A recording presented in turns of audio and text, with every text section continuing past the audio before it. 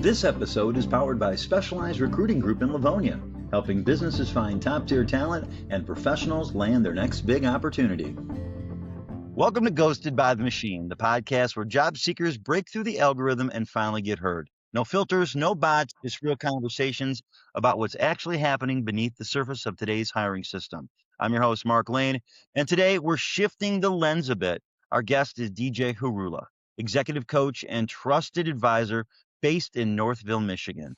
DJ's path has moved from design to brand to culture to leadership and now into deep mindset work with senior executives and entrepreneurs. He's not here to talk about optimizing resumes or beating the ATS. He's here to talk about ownership, thinking, and self-leadership in a system that often feels broken. DJ, welcome to Ghosted by the Machine. Hey, Mark. Excited to be here. Always enjoy talking to you and just reflecting this morning on how long we've known each other. It's been a long track, man. Yeah, many years. Yeah, we won't go into how many, but you started in the creative world. That's where I met you, design and brand, and now you're coaching senior executives. How did that transition happen for you? Yeah, my career has always just looked like the search for the next deepest thing. And I think beginning as a designer, if you're kind of paying attention to the meaning that you're creating through design, your interest shifts from the visual to kind of the brand that's behind the design. So trust and reputation. And of course, trust and reputation in an organization is built by organizational culture. And culture is made possible by the way that a company is led. And the quality of leadership is really informed by, I would say that like the leadership of a company can't really ever transcend the thinking of its leaders. And so the thinking and the thoughts, the beliefs that leadership has became the ultimate frontier that I wanted to influence. And I'll tell you, as an executive coach, I serve senior executives, entrepreneurs, C-suite leaders, but I'm really in this for the people that work for them. Because I believe that through the process of coaching and through the process of their own transformation, the quality of their leadership presence is upgraded. And that has a downstream benefit for all the people that I will never be able to reach directly as a coach. So I'm in it for the person who is led by the leader every bit as much as I am for the leader themselves. So you're not a resume strategist or an ATS expert, all the things that we've talked about on this show and what's going on and what's broken in the hiring system. So when we talk about what's broken today, where does your voice fit into that conversation? Yeah, I think the simplest way I can put it is that I arrived to this conversation with a deep belief and an experience that the conversation a job seeker is having with themselves is more important than the conversation they're having with other people. And so as a coach, that's what I'm trying to influence is the inner monologue, the internal dialogue that you have with yourself about the search, about the results that you're seeing or you're not seeing, that can really be a resource for your future success, or it can be a liability. And I feel for people who are having a hard conversation with themselves. And it makes me curious about how that could be upgraded and become more of a resource for them. Well, in a job search, which I've been in for a while, often us candidates cannot get enough clarity, let alone agreement with anything. What does self-leadership look like in that void?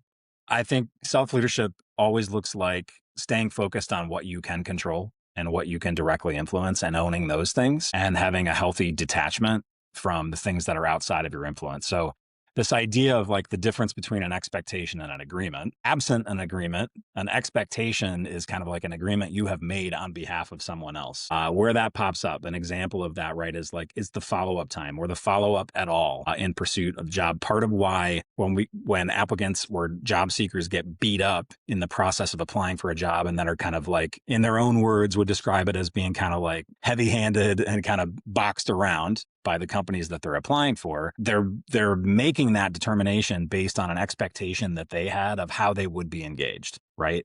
And I'm not saying that expectation is like flat out wrong. We should have an expectation of humanity, of responsiveness, of, diligence, all these things. But once you've applied enough times and you get the sense that like you have a podcast because this is a known issue, right? This is it is the way the hiring world is. And so for the time being, I would detach from that expectation that you have of other people and instead focus on like how you want to show up in the job search and who you want to be on the other end of the application. So walk us through your framework of beliefs, emotions, actions, and results. When someone gets ghosted or rejected and starts spiraling, where does that pattern usually break down and how can they reset it? It breaks down quickly when somebody notices within themselves an action or a behavior that they want to change. and focuses overtly on the behavior up front. I think it's helpful to understand that like the way our experience of things work, our emotions rise and fall on a sea of beliefs. So first comes the belief. I'm believing something about my job search, or I'm believing something about this specific application and the response that I've received that is prompting me to feel a specific emotion. And it's not joy or happiness or optimism, but it's anger, it's resentment. And that emotion drives an action, and our actions drive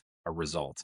If we want to change the action, if we want to change how we're being, man, I want to show up more positively. I want to regain my optimism. I want to feel more empowered in this job search so that I'm thinking more about what I bring to the table rather than how long I've been searching. Then I think the focus is to go upstream from that and focus on the initial belief. What are you believing about your job search? What are you believing? And more importantly, like, what are you believing about yourself and your characteristics and your qualities, your skills, the things that will ultimately make you a great hire, and focus on those things over the beliefs that you have about the system that is ghosting you. So how can someone stay committed to finding the right role without the job search becoming their identity? Yeah, I do think there's a risk in that, right?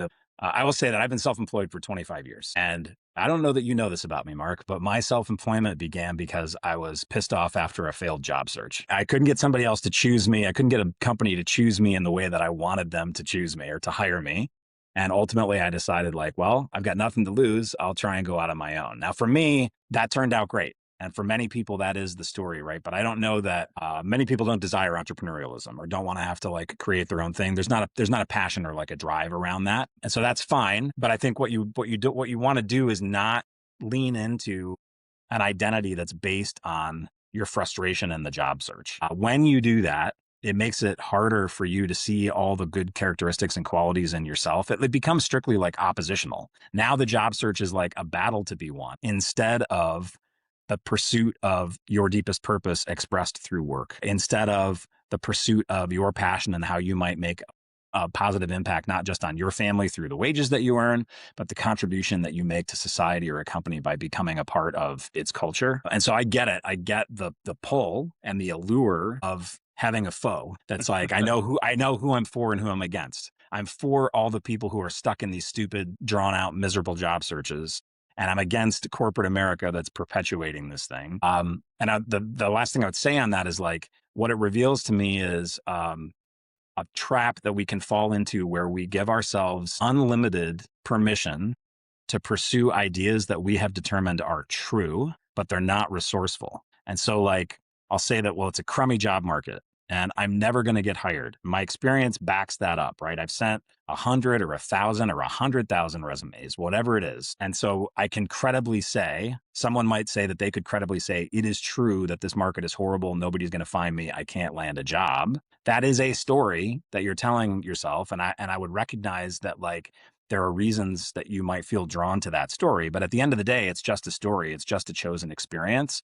And so what I would challenge is like, can you focus on beliefs that are true, but also resourceful? Because that belief or that relationship to the job search, those things might be true, but they're not going to help you get closer to where you want to be, which is to land in the spot that you feel like you were made for, that's rewarding both, in your spirit and in your work and in your labor and in your finances. So the shift is like, I would just challenge you, like, focus on things that are true and resourceful, right? It's a true belief that I'm leaning into. It matches my experience. Also, it's a belief that's going to help me get to where I want to go in my search. All right. Well, as I'm listening to you, I'm thinking of all the experiences I've had in the last year of being in the job search. And it's always the blame. You always want to blame someone else. You always want to blame the system. Yeah. And turning that around, that's tough. That really is tough. So what does taking back ownership look like for someone who feels powerless? Yeah. There's a gaslighty version of that, right? That a lot of people will say is that, or friends or coworkers who haven't been through the experience of like somebody who's really been deep in a job search that's demoralizing and hard for all the reasons that you talk about each week. Choosing ownership is not choosing to deny the thing that's difficult, saying like, this thing is difficult and how do I want to arrive to it? So I think one of the things that this looks like and that commitment looks like is having a vision for the job search, having a vision for like how you want this period of your life ultimately to resolve. That doesn't guarantee that that's exactly, life doesn't always go to plan, but we have a much better shot at knowing that we're on the path that we want to be on, and it's going to align with an opportunity that's made for us if we have a clear picture. And coaching would say that like vague vision creates vague action, which creates vague results.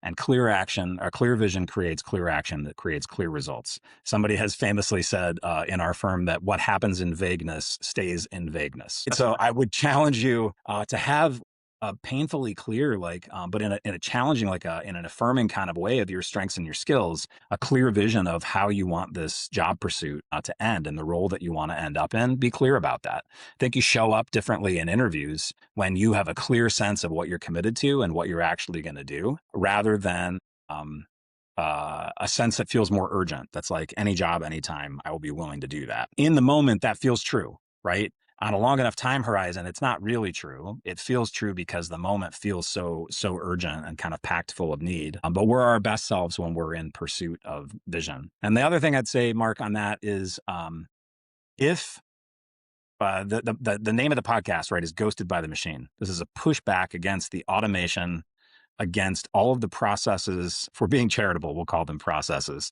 but against all the machinations that industry has that keep a wall up between qualified talent and the positions that they could fill. If the pushback against that is against the machine nature of it, which I love the name of the podcast, it occurs to me that what a job seeker might do to really express ownership and to be self-empowered is to choose the alternative, which would mean, I'm not saying not to apply for jobs, but don't focus on the machined nature of things, and instead build into your life as many relational contacts as you can. Go after the real. If the thing that's pissing you off is the machine, then in defiance, don't just get angry about it, but go after the alternative, which is real connections with real people, believing that if you pursue enough of those, you're going to find somebody who actually can see you in a way that ATS doesn't. And that will lead to an opportunity that's matched for who you are and what you bring to the table. Well, DJ, thank you so much for bringing a different lens to this conversation, one that focuses not just on a system, but on thinking inside it. And if you're watching or listening and feeling stuck, frustrated, or powerless, this is your reminder that even when you cannot control the outcome, you can control how you show up. And if you want to tell your story, email me or DM me. And if you want to stay plugged into the real stories, real insights, and humans behind today's hiring system, make sure to follow and subscribe for new episodes, shorts, and conversations every week. And if your organization believes in hiring more human and wants to support conversations like this, we're currently opening up a few sponsorship spots, so feel free to reach out. I'm Mark Lane, and this is Ghosted by the Machine, because behind every application, there's a human. Let's make hiring human again. DJ, my friend, thank you again for being on the show. Hey, Mark, can I make an offer too? It occurs to me that if somebody's hearing this and they want to get re-energized about a vision for their pursuit of a career, their next career move, they're hiring, they're coming out of this period of unemployment. I can't do this for everybody, but I will make available 3 slots to facilitate a vision call with them. We'll do it online. You'll get notes generated immediately afterwards that'll give you some actionable insights of things that you could do. But I will offer that to 3 people. First 3 people who are listening who contact me through xyztbd.com. That's the website. There's a contact form there. If you send me a message through that contact form, tell me that you listened to Mark's podcast and that you are interested in a session to explore your relationship mentally to your job search with an eye towards building a vision for what you really want to create out of this job search and who you want to be in pursuit of the next thing. I would love to facilitate that for you and hope that it's a resource. DJ, thanks again. I'll have that information on the podcast, and we will talk again. I'll have you on the show down the road, but I appreciate it again. Have a wonderful day. Cool. With you, man. See ya.